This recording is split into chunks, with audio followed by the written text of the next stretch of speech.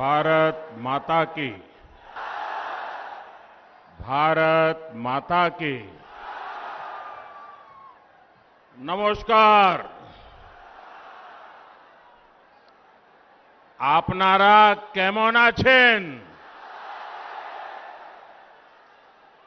আমি এই রাঙ্গামাটির দেশে পা রেখে নিজেকে অনেক ভাগ্যশালী মনে করছি।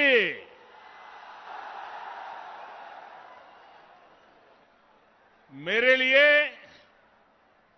ये बहुत सुखद है कि आज जब देश आजादी का अमृतोत्सव मना रहा है, तब मैं जंगल महल की इस पवित्र धरती पर आने का मुझे सौभाग्य मिला है।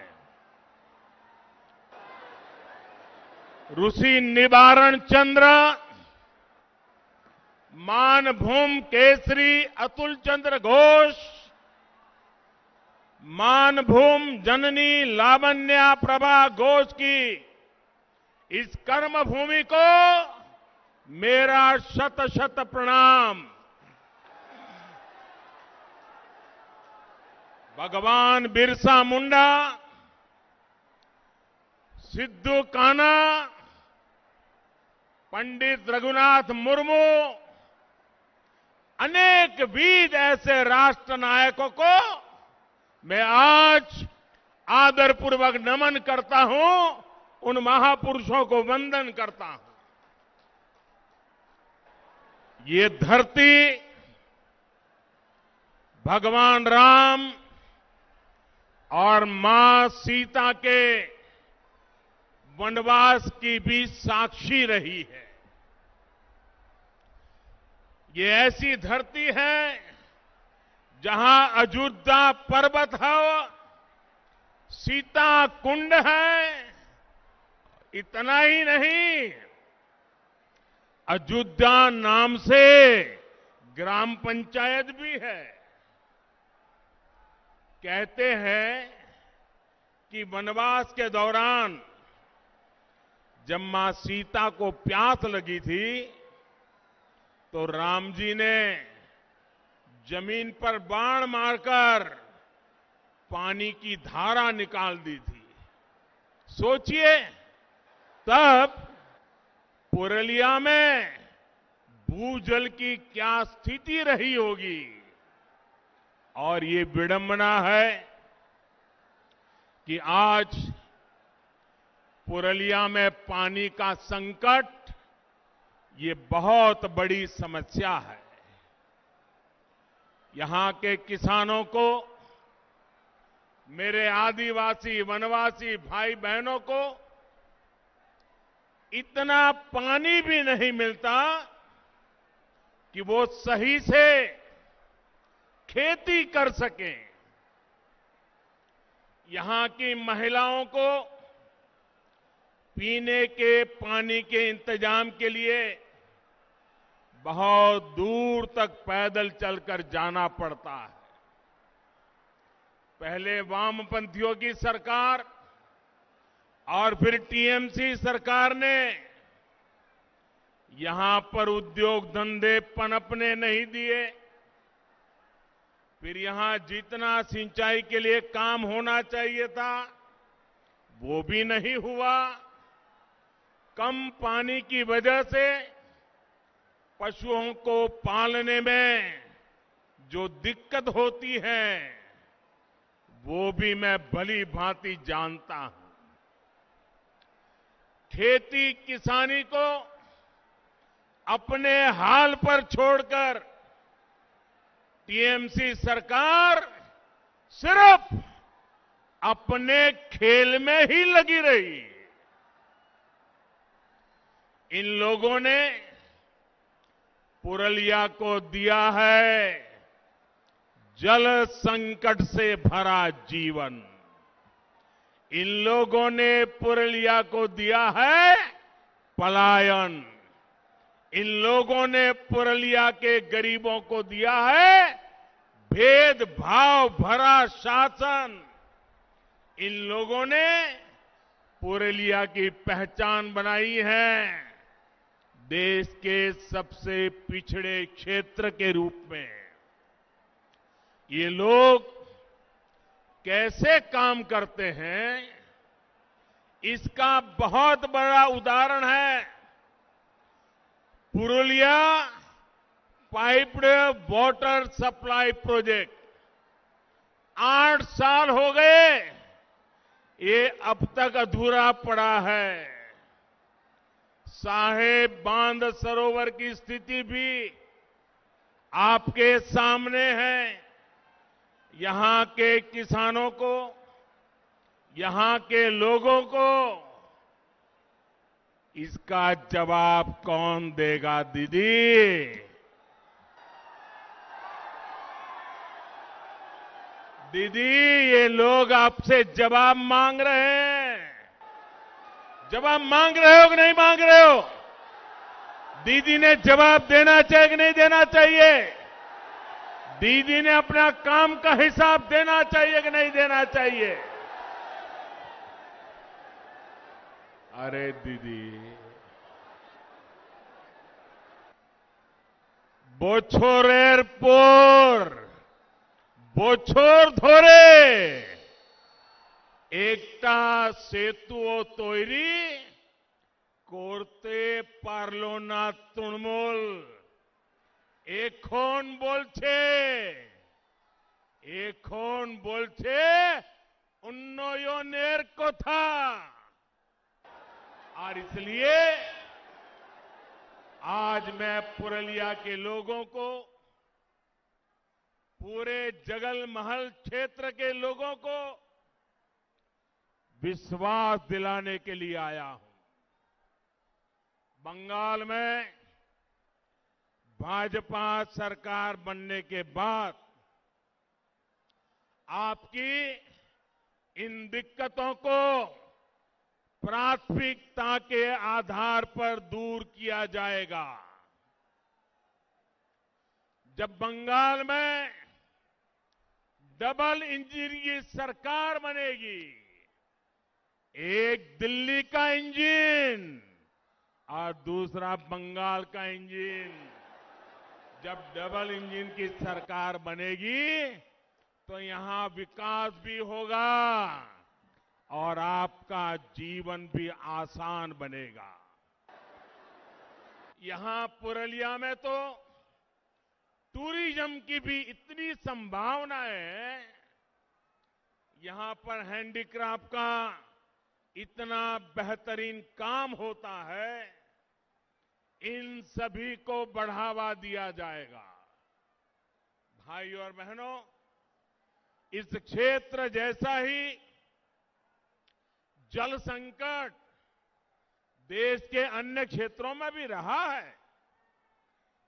जहां जहां भाजपा को सेवा करने का मौका मिला, भाजपा सरकारों ने वहां सैकड़ों किलोमीटर लंबी पाइपलाइनें बिछाई, हजारों तालाब बनवाए और आज इन क्षेत्रों में पानी का संकट तेजी से दूर हो रहा है।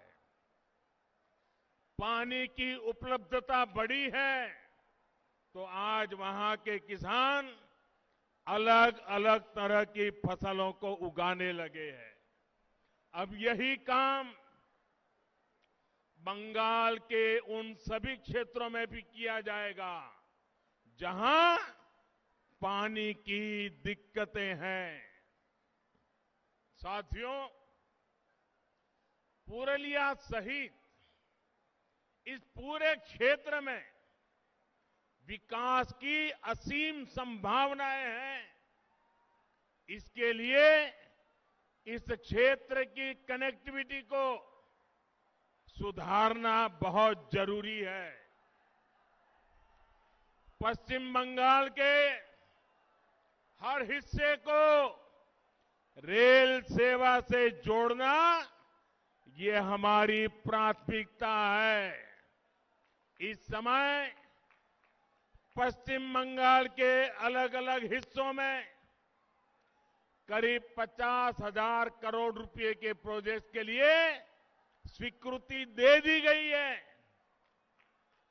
पूर्वी भारत के विकास को नई बुलंदी देने का सामर्थ्य रखने वाले ईस्टर्न डेडिकेटेड फ्रेट कॉरिडोर का एक सेक्शन शुरू भी हो चुका है। 2 मई के बाद 2 मई के बाद यहां जब भाजपा सरकार बनेगी तो पश्चिम बंगाल में जो डानकुनी तक का सेक्शन है उस पर भी तेजी से काम शुरू कर दिया जाएगा। पुरलिया भी इस कॉरिडोर से जुड़ेगा और यहां उद्योगों के लिए, रोजगार के लिए अनेक अवसर बनेंगे। रेल के अलावा रोड कनेक्टिविटी को भी सशक्त किया जा रहा है। इस वर्ष के केंद्र सरकार के बजट में पश्चिम बंगाल में हाईवे का सिस्टम मजबूत करने के लिए हजारों करोड़ रुपयों की भी विशेष व्यवस्था की गई है। साथियों, 2 मई के बाद जब यहां भाजपा सरकार बनेगी तो पुरलिया सहित इस पूरे क्षेत्र में ऐसी व्यवस्थाएं बनाई जाएगी ताकि लोगों को पलायन के लिए मजबूर न होना पड़े।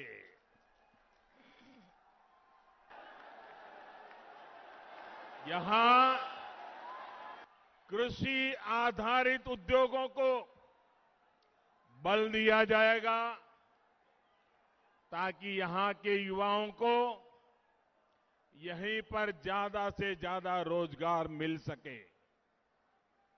दलित, आदिवासी, पिछड़े इलाकों के हमारे युवा भी रोजगार के अवसरों से जुड़ सके, इसके लिए अनेक कौशल विकास पर और ज्यादा फोकस किया जाएगा। यहां के छाऊ कलाकारों, यहां के हस्तशिल्पियों को कमाई और मान सम्मान से जुड़ी दूसरी सुविधाएं मिले, ये सुनिश्चित किया जाएगा। साथियों, पुरलिया और जगलमहल के सामर्थ्य के साथ हमेशा अन्याय किया गया है। मैं आपका दुख, आपकी तकलीफ दिल्ली में रहते हुए भी भली भांति समझता हूं। इसलिए इसे दूर करने का भरोसा आपको मैं दे रहा हूं। मैं जानता हूं किस तरह यहां के युवाओं का हक तुष्टीकरण के नाम पर आपसे छीन करके, आपके अधिकार का आपके छीन करके किसी और को दे दिया गया। मैं जानता हूं किस तरह ओबीसी समुदाय से आने वाले मेरे अन्य भाई बहनों के साथ यहां पर विश्वासघात किया गया है। मां, माटी, मानुष की बात करने वाली दीदी को अगर दलितों, पिछड़ों, आदिवासियों, वनवासियों के प्रति ममता होती तो वो ऐसा कभी नहीं करती।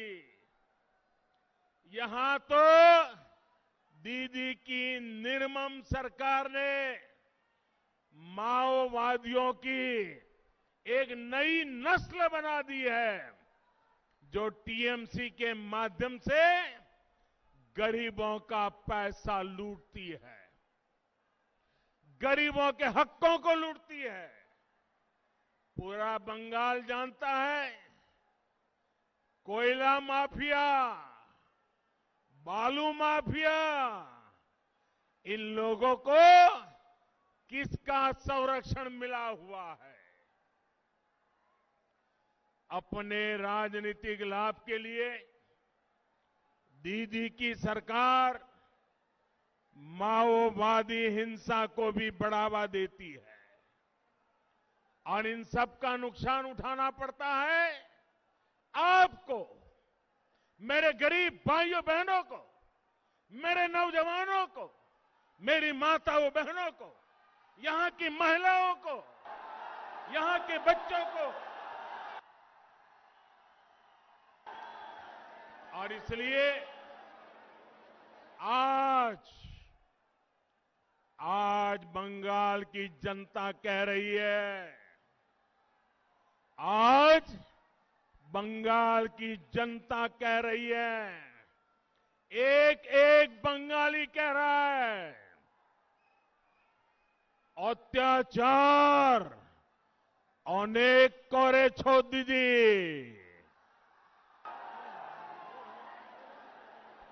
ভয় দেখানোই তোমার অস্ত্র,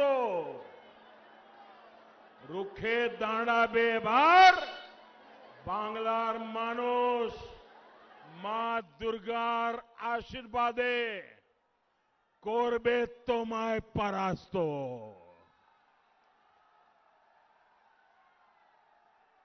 भाई और बहनों, आपका ये उत्साह दिखा रहा है कि टीएमसी की पराजय तय है।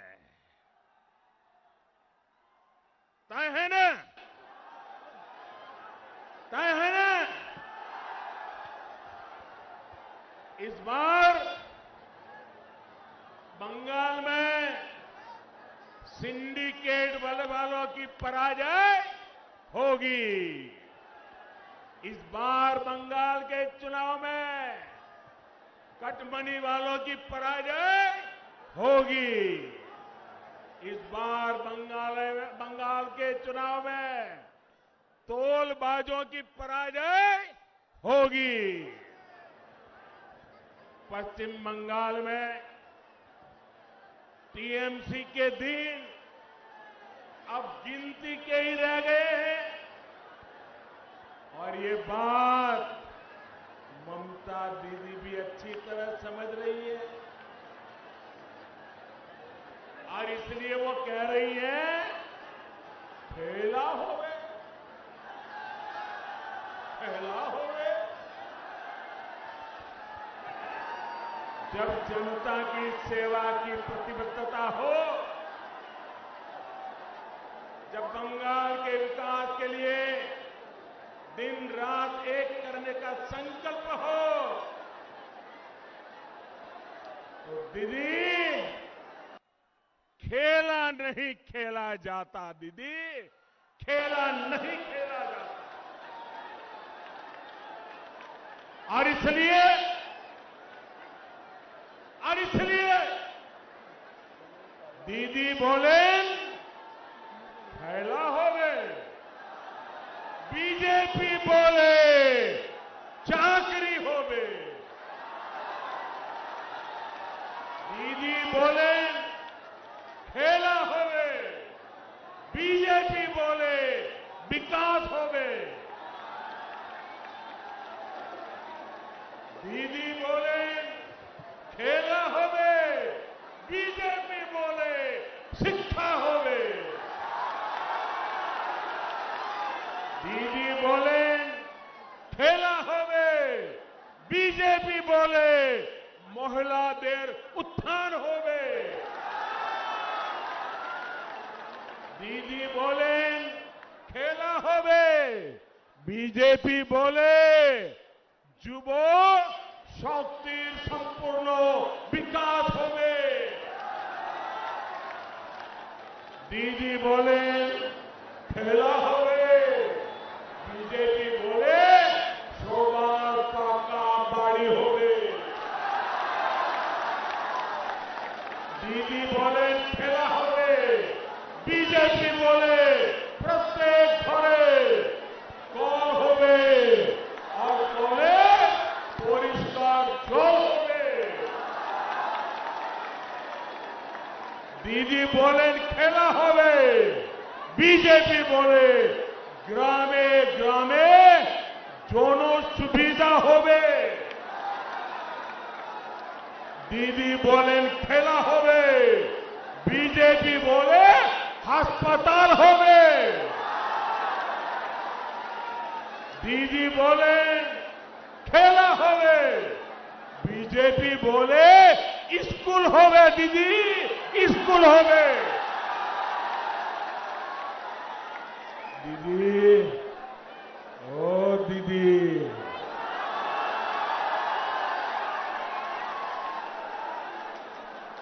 বাংলার ভাই বোনেদের চিন্তার খেলা আপনি 10 বছর খেলেছেন। খেলা শেষ হবে, বিকাশ আরম্ভ হবে।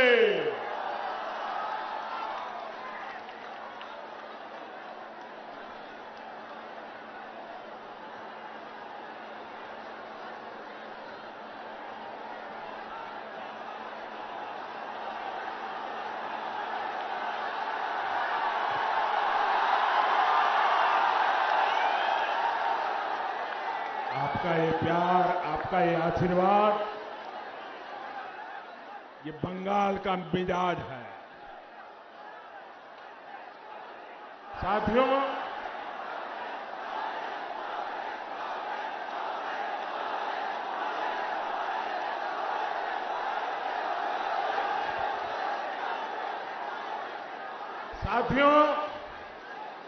दीदी को बंगाल के लोगों के हितों से ज्यादा खेल की चिंता पड़ी है। लेकिन दीदी ये भूल रही है कि इस बार खुद बंगाल की जनता उनके विरोध में खड़ी है। 10 साल का विश्वासघात, 10 साल की दुर्नीति, इसकी सजा अब बंगाल के लोग इस चुनाव में उन्हें दे करके रहेंगे। कोलकाता की ब्रिगेड रैली के बाद जो कुछ भी हो रहा है वो आप भी देख रहे हैं, देश भी देख रहा है। 10 साल के तुष्टीकरण के बाद लोगों पर लाठियां, डंडे चलवाने के बाद अब ममता दीदी अचानक बदली सी दिख रही है। ये हृदय परिवर्तन नहीं है, ये हारने का डर है। ये बंगाल की जनता की नाराजगी है जो दीदी से ये सब कुछ करवा रही है। दीदी, आप ये सब करते रहिए, हर तरह से खेलते रहिए, लेकिन ये मत भूलिए कि बंगाल की जनता की याददाश्त बहुत तेज होती है। बंगाल की जनता को याद है कि गाड़ी से उतरकर आपने कितने लोगों को डांटा फटकारा और पुलिस को कह रहे थे पकड़ो, जेल में डाल दो। तुष्टीकरण के लिए आपकी हर कार्रवाई बंगाल के लोगों को याद है। साथियों, आपको याद है ना, दीदी के सारे कार्य में याद है ना, बंगाल की जनता को याद है जब आपने देश की सेना पर तख्ता पलट की कोशिश का आरोप लगाया। जब पुलवामा हमला हुआ तो आप किसके साथ खड़ी थी, ये भी बंगाल के लोग भूले नहीं। साथियों, 2-3 दिन पहले दिल्ली की एक अदालत ने एक बहुत बड़ा फैसला सुनाया। ये फैसला बाटला हाउस एनकाउंटर से जुड़ा है।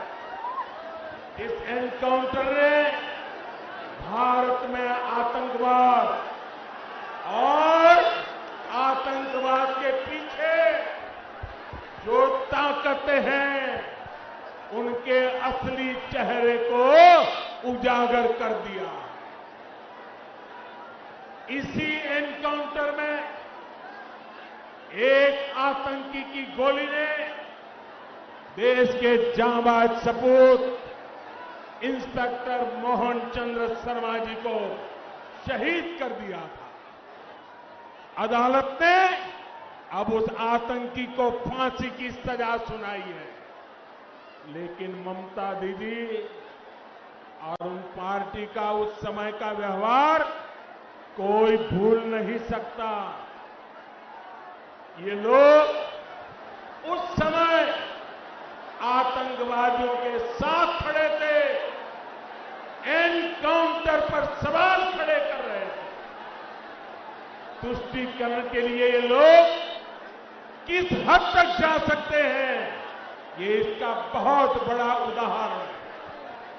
बंगाल में घुसपैठ को हवा देने के पीछे भी वजह एक ही है, तुष्टीकरण, वोट बैंक की सियासत।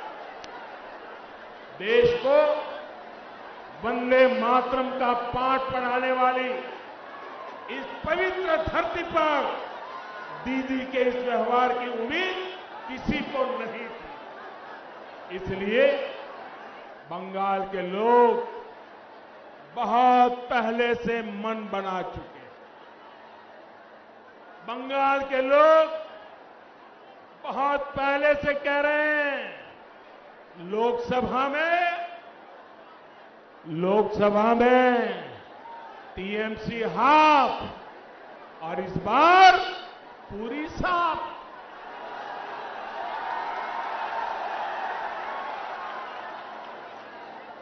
लोगों का ये इरादा देख दीदी अपनी खींच मुझ पर निकाल रही है। वो क्या क्या नहीं कह रहे, वो भाजपा के कार्यकर्ताओं पर भी भड़की हुई है। लेकिन हमारे लिए तो देश की करोड़ों बेटियों की तरह दीदी भी भारत की एक बेटी है, जिनका सम्मान हमारे संस्कारों में रचा बसा। और इसलिए जब दीदी को चोट लगी तो हमें भी चिंता हुई। मेरी भगवान से प्रार्थना है कि उनके पैरों की चोट जल्द से जल्द ठीक हो। भगवान के प्रार्थना कोरी आपनी शीघ्र ही सुस्तो हो उठे।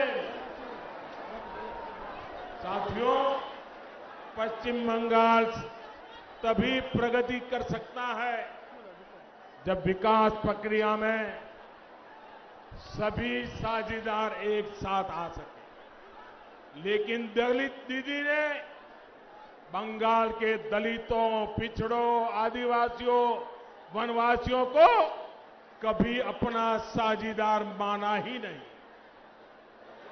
बीते 10 सालों में कट, कमीशन और तोलाबाजी कल्चर का सबसे बड़ा नुकसान बंगाल के गरीब, बंगाल के दलित, बंगाल के वंचित, बंगाल के आदिवासी को ही हुआ है। यहां जो लाखों गरीबों को पक्के घर मिल रहे हैं, उसमें भी टीएमसी के तोलाबाज हर कदम पर अड़ंगा लगाते हैं। केंद्र से गरीब के लिए सस्ता चावल भेजा जाता है, उसको भी टीएमसी के तोलाबाज नहीं छोड़ते। बीते साल कोरोना के समय जब महीनों तक मुफ्त चावल और दाल का प्रबंध किया गया, तो दीदी के तोलाबाजों ने उसमें भी घोटाला कर दिया। साथियों, आप याद करिए, जब अम्फान साइक्लोन आया और बंगाल की जनता राज्य सरकार की ओर उम्मीद लगाए देख रही थी, तो दीदी ने क्या किया था? अगर सहायता राशि चाहिए तो एक हिस्सा पार्टी ऑफिस में जमा करवाइए, अगर नुकसान न भी हुआ हो तो भी आपको सहायता राशि मिल सकती है।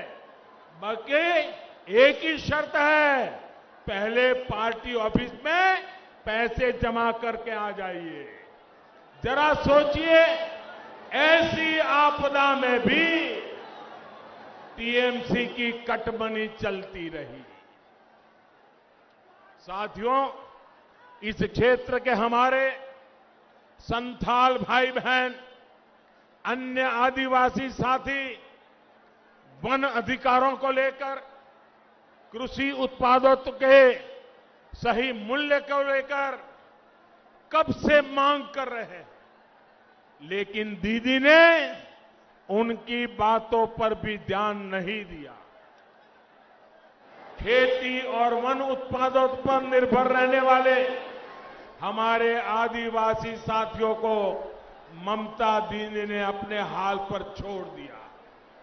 जबकि भाजपा सरकार कहीं भी हो, केंद्र में हो या राज्य में, आदिवासी हितों की रक्षा, उनके बच्चों का कल्याण, ये हमारी सबसे पहली प्राथमिकता में रहा है।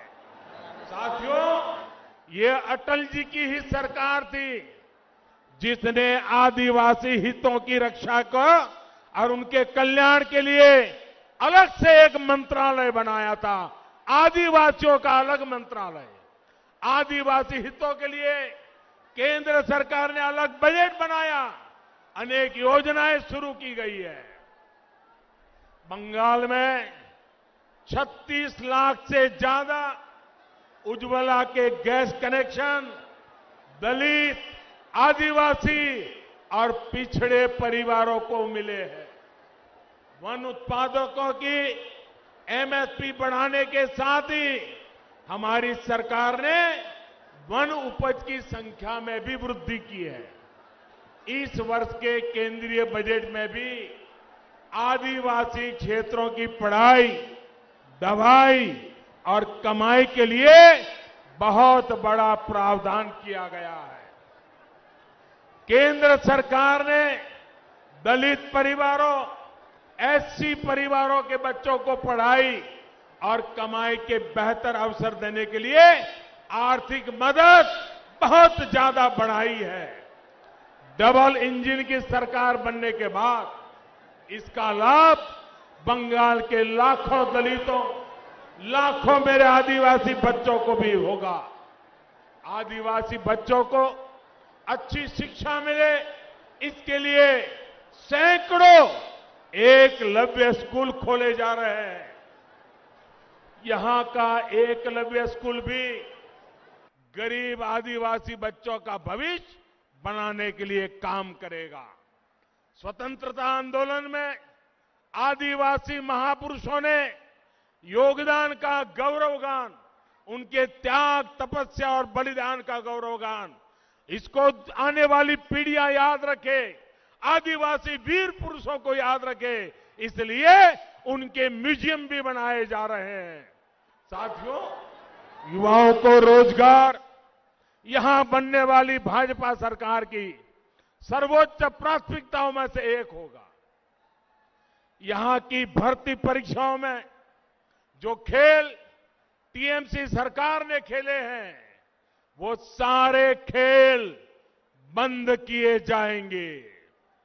जो युवा जो शिक्षक परीक्षा देने के बाद बरसों से इंतजार कर रहे हैं, उनकी मुश्किलें भी दूर की जाएगी। राज्य सरकार में जो कर्मचारी कॉन्ट्रैक्ट पर है, सभी की स्किल और ज्यादा बढ़े, वो और अच्छी तरह से बंगाल के विकास में योगदान कर सके, इस पर भी बहुत जोर दिया जाएगा। राज्य सरकार के जो बाकी कर्मचारी हैं, उन्हें भी ममता सरकार द्वारा अनेक सुविधाओं और मानदेयों से वंचित रखा गया है। भाजपा सरकार में ये सारी भी संगतियां दूर की जाएगी। साथियों, भाजपा की केंद्र सरकार की नीति है डीबीटी। डीबीटी यानी डायरेक्ट बेनिफिट ट्रांसफर। पश्चिम बंगाल में दीदी सरकार की दुनीति है टीएमसी, यानी ट्रांसफर माय कमीशन। हम डीबीटी वाले हैं, जो डायरेक्ट बेनिफिट ट्रांसफर की बात करते हैं। वो टीएमसी ट्रांसफर माय कमीशन में ही डूबे हुए। यहां आयुष्मान योजना क्यों नहीं लागू हुई? क्योंकि ट्रांसफर माय कमीशन नहीं हो पाया। यहां किसानों के बैंक खातों में हजारों रुपए जाने से क्यों रोक दिया गया? क्योंकि ट्रांसफर माय कमीशन नहीं हो पाया। अब आप ही बताइए साथियों, पश्चिम बंगाल में भाजपा सरकार चाहिए कि नहीं चाहिए? पश्चिम बंगाल का विकास चाहिए कि नहीं चाहिए? पश्चिम बंगाल के नौजवानों का भविष्य चाहिए कि नहीं चाहिए? पश्चिम बंगाल के आदिवासियों को हक मिलना चाहिए कि नहीं मिलना चाहिए? पश्चिम बंगाल की माताओं बहनों को सम्मान मिलना चाहिए कि नहीं मिलना चाहिए? बस आपका यही जोश हर सिंडिकेट, हर टोला बाज का होश उड़ा रहा है। और इसलिए दीदी को आपके जनधन बैंक खातों से डर लगता है। बंगाल में खुले करोड़ों जनधन खाते, आपका हक आपको ही मिले, इसकी गारंटी है।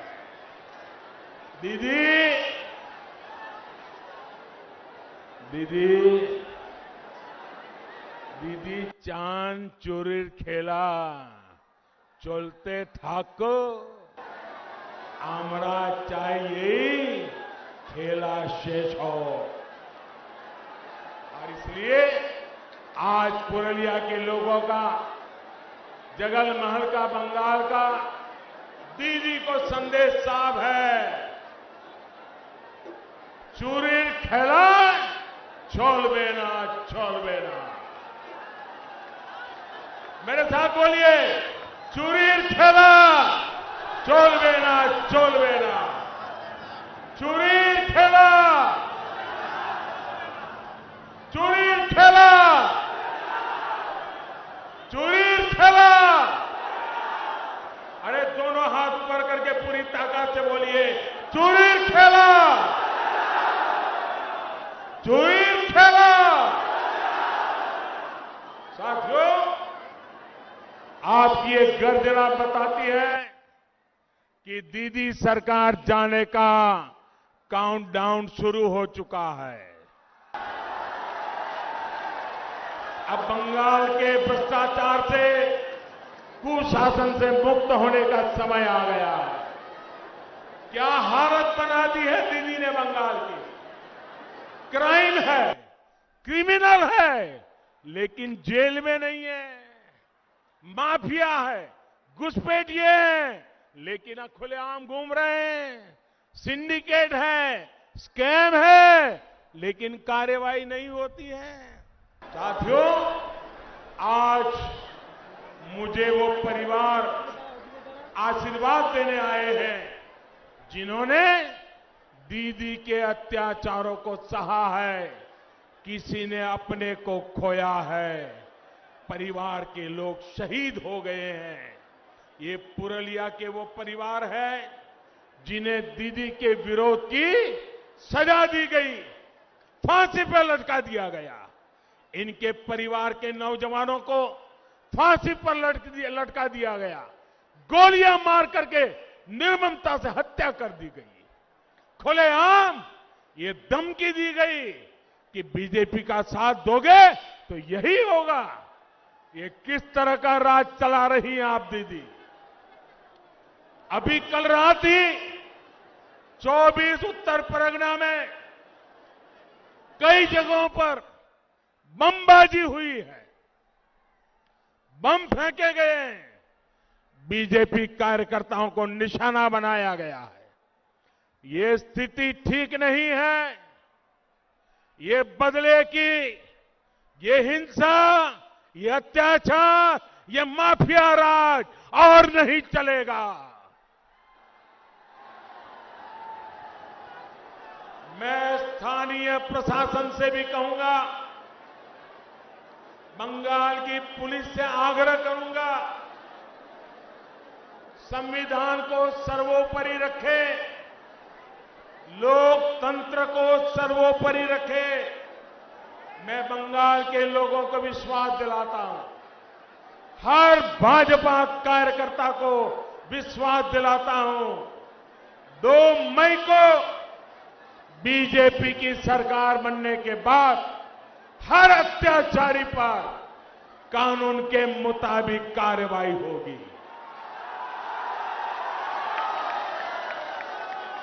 बीजेपी की सरकार में कानून का राज फिर से स्थापित किया जाएगा। क्रिमिनल, माफिया और भ्रष्टाचारी को कानून जेल के हवाले करके रहेगा। मेरे प्यारे भाइयों बहनों, हमारे लिए जनता जनार्दन ही ईश्वर का रूप है। 130 करोड़ देशवासी, यही हमारे परमात्मा है।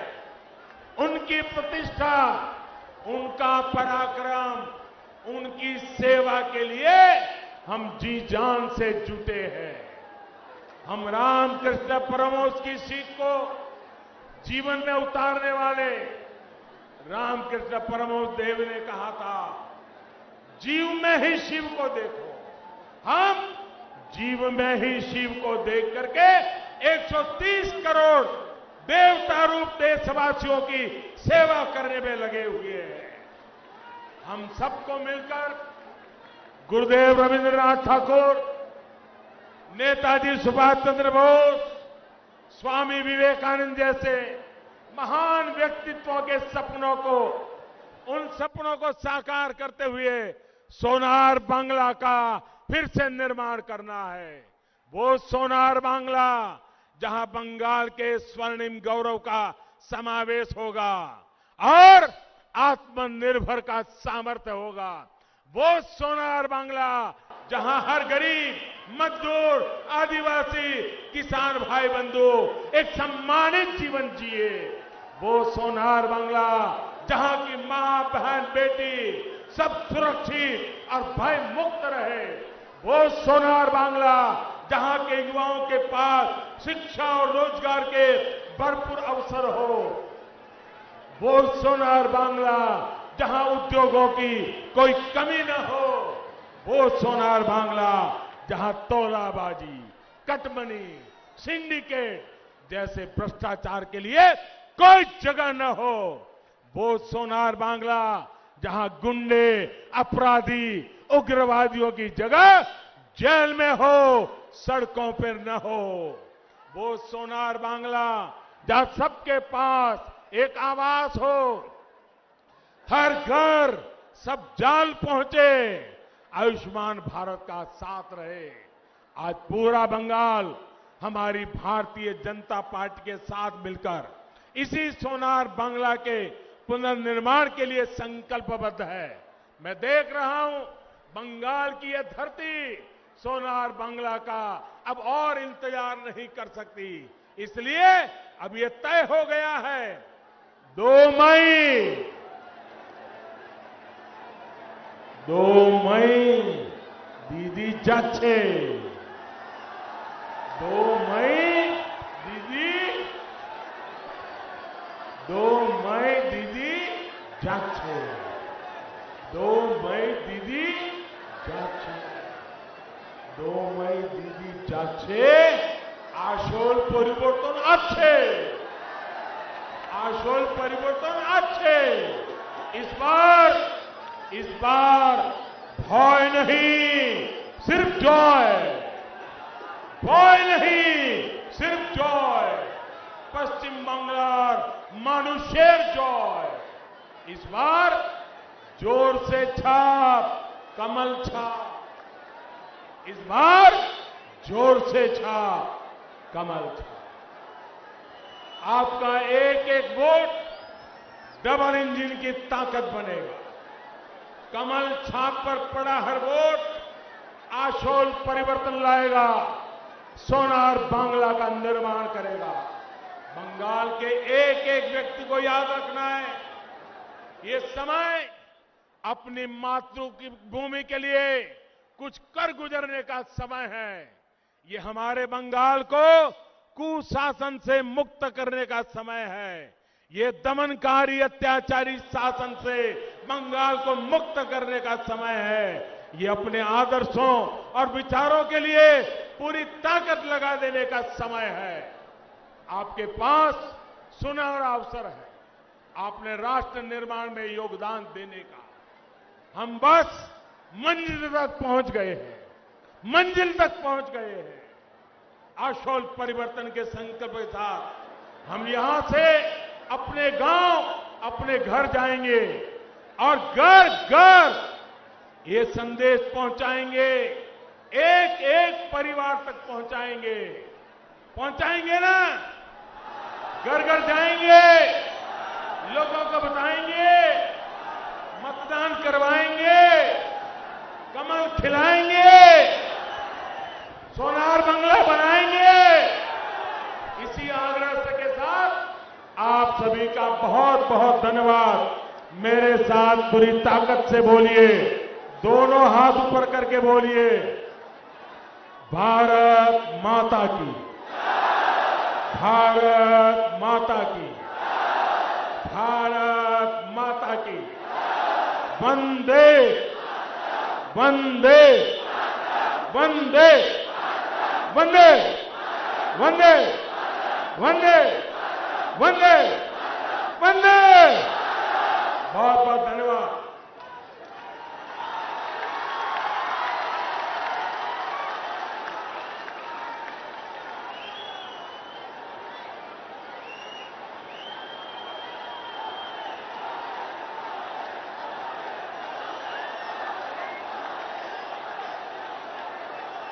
ধন্যবাদ ভারতের প্রধানমন্ত্রী প্রিয়